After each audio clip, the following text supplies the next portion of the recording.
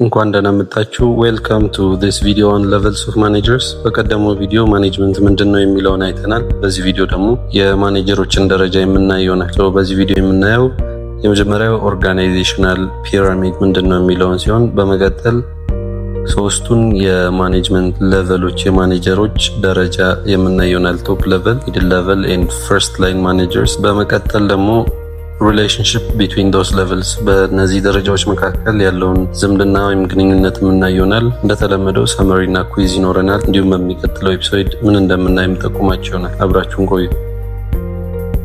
ኦርጋናይዜሽናል ፒራሚድ, the structure that every organization has is like the letter A, the capital letter A. So there is a narrow tip and a broad base. ጠባብ አናትና ሰፊ መሰረት ያለው ፒራሚድ የሚመስል ቅርጽ የሁሉም ድርጅቶች ቅርጽ ነው። So top level managers የሚኖር ሲሆን እዚህ ጋር highest authority ከፍተኛው ስልጣን የሚገኝበት ነው። ሚድል ሌቨል ኮኔክትስ ዲ አፐር ኤንድ ሎወር ሌቨልስ መካከለኛው ከላይ እና ከታች ያሉትን ኮኔክት የሚያደርግ ሲሆን ፈርስት ላይን ሌቨል ማኔጀርስ they manage daily activities. ፈርስት ላይን ማኔጀርስ የዕለት ተዕለት ስራዎችን ይቆጣጠራሉ። Top level managers are executives responsible for vision and strategy. ራዕይና ስትራቴጂን የሚያስቀምጡ ኤክሲኪዩቲቮች ናቸው። They set long-term goals and make major decisions. የረጅም ጊዜ እቅድንና ዋና ውሳኔዎችን የሚወስኑ ናቸው። They focus on the big picture, not daily details. So ሰፊውን ምስል የሚያዩ ይሆናል። የዕለት ተዕለት እንቅስቃሴ ባሻገር ማለት ነው። Examples: President, Director General or Commander. ምሳሌዎች በዚህ ደረጃ Chief Executive Officer, President, Director General or Commander.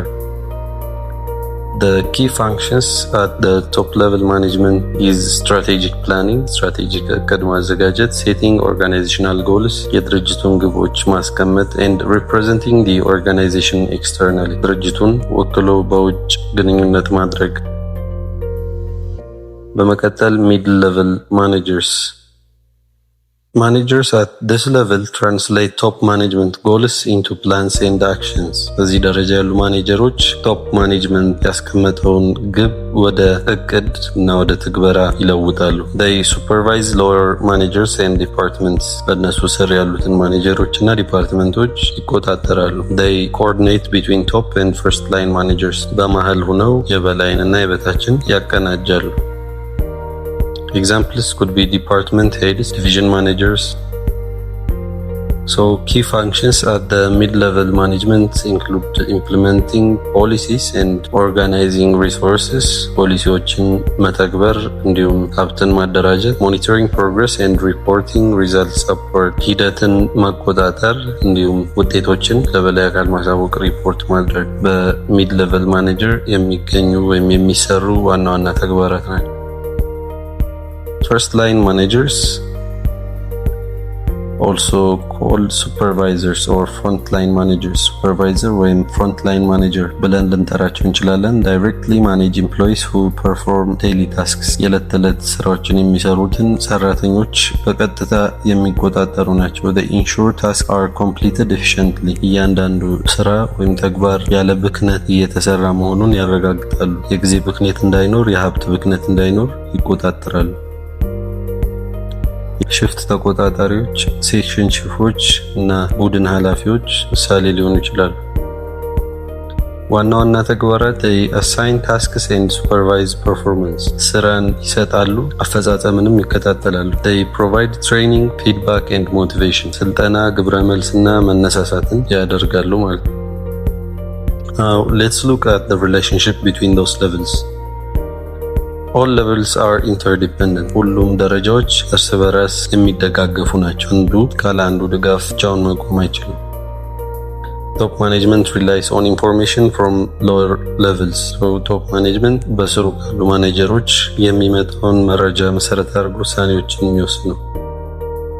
Middle managers connect ideas to action. Middle managers የበላይ አካልን ሀሳብ ወደ ትግበራ የሚቀይሩ ናቸው። First line managers ensure execution. አፈጻጸምን የሚያረጋግጡት መፈጸሙን የሚያረጋግጡት first line managers so they are interrelated and if one level fails the organization weakens. ከነዚህ መሃል አንዱ ስራውን መስራት ቢያቅተው ወይም ያዳግተው ድርጅቱ የሚዳከም ይሆናል። Now it's time for summary and quiz.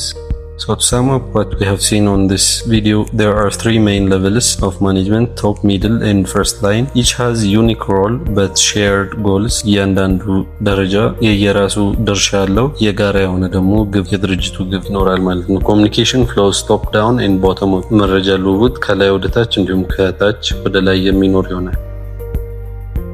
The first quiz question is what is the main role of top level managers? በዚህ ቪዲዮ ካየነው ውስጥ የቶፕ ሌቨል ማኔጀሮች ዋናው ድርሻ ምን ይመስላችኋል? መልሳችሁን ኮሜንት ሴክሽን ላይ አስቀምጡልኝ።